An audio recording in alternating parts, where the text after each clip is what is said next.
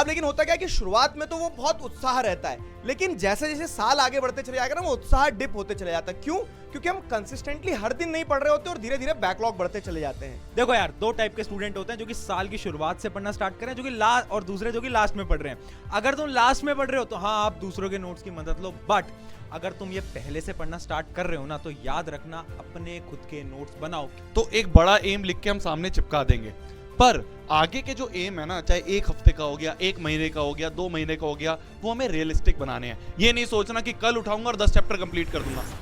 Hi everyone, I hope आप सभी लोग ठीक होंगे। स्वागत है आप सभी का एक नई क्लास में। बच्चे लोग 10th से 11th में आ गए और ह्यूमैनिटीज ऑप्ट किया है, तो ये वीडियो आपके लिए एक बहुत इंपॉर्टेंट वीडियो होने वाला है, जिसमें हम आपको बताएंगे आपका नया सफर कैसे शुरू करना है। यस, हम सारे आपको पॉइंट्स बताने वाले हैं कि देखो, सबका सपना होता है अब 11th में आए ना, तो कैसे हम टॉपर बन सकते हैं, बहुत अच्छे मार्क्स ला सकते हैं। तो सारी चीजें, वो सारे पॉइंटर्स जो कि तुम्हें याद रखने, वो सारे पॉइंटर्स डिटेल में आज हम आपको बताने वाले हैं। देखो, 10वीं से तुम 11वीं में जा रहे हो, ठीक है, एक बड़ा जंप है। उस बड़े जंप को टैकल करने के लिए एक नींव बनानी है। उस नींव के लिए हम 7 पॉइंट तुम्हारे लिए लाए हैं। वो 7 पॉइंट अब एक एक करके हम बताने वाले हैं। स्टार्टिंग शुरू करते हैं, चलो। तो सबसे पहली और इंपॉर्टेंट चीज, ये एक ऐसे 7 पॉइंट होंगे आपके लिए जो शायद आप शुरू कर रहे हो तो एक मंत्र की तरह। पहली चीज है कंसिस्टेंट रहना है। देखो क्या होगा ना कि आप एक नई क्लास आई है, एक नया स्टार्ट है, तो पूरा जोश भरा होगा कि यार बेस्ट तरीके से पढ़ूंगा और बहुत अच्छे नंबर आएंगे, 11th मेरी बहुत अच्छी जाएगी। अब लेकिन होता क्या है कि शुरुआत में तो वो बहुत उत्साह रहता है, लेकिन जैसे जैसे साल आगे बढ़ते चले जाएगा ना वो उत्साह डिप होते चले जाता है। क्यों? क्योंकि हम कंसिस्टेंटली हर दिन नहीं पढ़ रहे होते और धीरे धीरे बैकलॉग बढ़ते चले जाते हैं। तो आपको वो नहीं होने देना है। आपको सिर्फ एक चीज की गांठ बांध लेना है। क्या? कि रोज पढ़ूंगा, चाहे थोड़ा थोड़ा पढ़ूं, लेकिन रोज पढ़ूंगा। और वो कंसिस्टेंसी का परिणाम आपको कहां देखने को मिलेगा? ईयर एंड पे। क्यों? क्योंकि तब आपके ऊपर कोई प्रेशर नहीं होगा, क्योंकि आपने रोज पढ़ा है। तो बस वो जरूर ध्यान से करते रहना है कि रोज पढ़ना है, थोड़ा थोड़ा पढ़ना है। दूसरा पॉइंट आपको सिद्धार्थ सर बताएंगे। तो हमें सबसे पहले कॉन्सेप्ट को समझना है। देखो, रटना नहीं है। तुम क्या सोचते हो, हिस्ट्री है, पॉलिटिकल साइंस है, इकोनॉमिक्स है, सब रट लेते हैं। रटोगे तो आखिरी में भूल जाओगे। चीज़ों को समझते चलो, कौन से साल में क्या हुआ है, किसकी सरकार थी, उस समय की इकोनॉमी कैसे थी, कौन राजा महाराजा थे, पहाड़ कैसे बने, कैसे समुद्र आए। अगर तुम सारी चीज़ें समझोगे ना, तो तुम्हें ऑटोमेटिकली कहानी के जैसे लगेगा। तो कहानी की तरीके से क्या करना है, फ्लो में समझते चलना है। अगर समझते चलोगे तो ऑटोमेटिकली तुम्हारे नंबर आना तय है। अब बारी आती है नेक्स्ट पॉइंट पे, तो प्रशांत सर बताएंगे आपको नेक्स्ट पॉइंट। तो अगला जो पॉइंट है वो बहुत इंपॉर्टेंट पॉइंट है, जो कि है मेक योर ओन नोट्स। देखो यार, दो टाइप के स्टूडेंट होते हैं, जो कि साल की शुरुआत से पढ़ना स्टार्ट करें, जो कि लास्ट, और दूसरे जो कि लास्ट में पढ़ रहे हैं।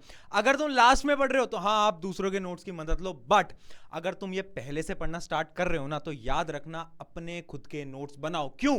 क्योंकि जब तुम खुद के नोट्स बनाते हो ना, तो तुम्हारे दिमाग के अंदर बहुत सारी चीजें ऑलरेडी स्टोर हो जाती हैं और रिटेन करना बहुत ज्यादा आसान होता है। तुम बैचेस के अंदर भी आ चुके हो, तो बैचेस के सारे नोट्स खुद से लिख लिख के बनाना वो बहुत ज्यादा इंपॉर्टेंट है ना। अब बढ़ते हैं अपने अगले पॉइंट की तरफ।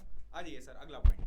देखो, जो नेक्स्ट पॉइंट है वो भी काम का है, और इतना काम का है कि अगर तुम देखोगे तो तुम्हारे अंदर का शेर एक बार में जाग जाता है कि पढ़ाई करूंगा तो एक ही बार में कर दूंगा और सारी चीजें आपका एक बार में करता हुआ चला जाऊंगा। नहीं, ऐसा नहीं करना है।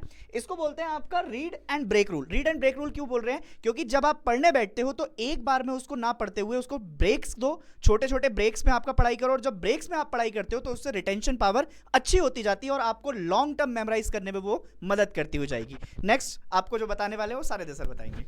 बेटा, एक ये फॉल्स वैलिडेशन होता है कि आपने किसी से इतने बड़े सिलेबस को कभी बहुत टाइम पहले पढ़ा होता है, बहुत अच्छे से, और बहुत टाइम तक आप उसको अगर रिवाइज नहीं करते तो आपको लगता है अरे मैंने बहुत पहले तो अच्छे से पढ़ा था, दोबारा पढ़ने की जरूरत ही क्या है। पर जब आप रिवाइज करते हो आपको पता चलता है आपके वीक पॉइंट्स क्या है और किस चीज को आप बार बार भूलते हो। इसलिए रिविजन करना बहुत जरूरी है और बार बार कंटिन्यूअसली करना जरूरी है, जिससे कि आप अपनी मेमोरी को बूस्ट कर सको, अपने वीक एरियाज को इंप्रूव कर सको और कॉन्फिडेंस के साथ अपना पेपर दे सको। नेक्स्ट पॉइंट हमें बताएंगे आयुषी मैम।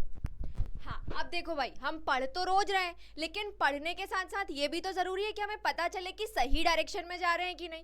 तो इसके लिए क्या जरूरी है कि आपको जो क्वेश्चंस हैं उनको प्रैक्टिस करना है। तो हर रोज आप PYQ सॉल्व करिए, सैंपल पेपर करिए। हम प्रारंभ बैच में भी आपको कई तरीके के क्वेश्चंस देंगे, ठीक? तो वो सारे क्वेश्चंस को आपको सॉल्व करना है, आंसर राइटिंग प्रैक्टिस करनी है और देखना है कि आपकी जो तैयारी है वो सही डायरेक्शन में जा रही है या नहीं। चलिए, अब अगले पॉइंट की हम लोग बात करें तो वो बताएंगे आपको शोभित सर। देखो, एम जो है ना, एम मैं बोलता हूं तुम्हें कि बड़ा एम रखना है, तो एक बड़ा एम लिख के हम सामने चिपका देंगे, पर आगे के जो एम है ना, चाहे एक हफ्ते का हो गया, एक महीने का हो गया, 2 महीने का हो गया, वो हमें रियलिस्टिक बनाने हैं। ये नहीं सोचना कि कल उठाऊंगा और 10 चैप्टर कंप्लीट कर दूंगा, ऐसा नहीं। पूरे सिलेबस को देखो, सामने लिख लो, उनको पार्ट्स में डिवाइड करो, वीकली पे आओ, वीकली के बाद डेली पे आओ, और उन टारगेट्स को हमें अचीव करना है। तो ये प्लानर बनाना ये जरूरी है। बड़ा एम लिखा हुआ है, पर रोज के रेगुलर एम ये साथ साथ में बनाने जरूरी हो जाते हैं। तो यही सारे 7 पॉइंट्स थे। इसी के साथ एक बार वापस से पूरी ह्यूमैनिटीज टीम साथ में आ जाए, और लास्ट स्लाइड करो यार। हाँ, तो thank you so much everyone. मिलते हैं हम सभी लोग 14 तारीख को पहली क्लास में, और पहली क्लास में आपको सारे टीचर्स पढ़ा रहे होंगे, और उसके बाद हम आगे बैच में कंटिन्यू करेंगे। Thank you so much, all the best.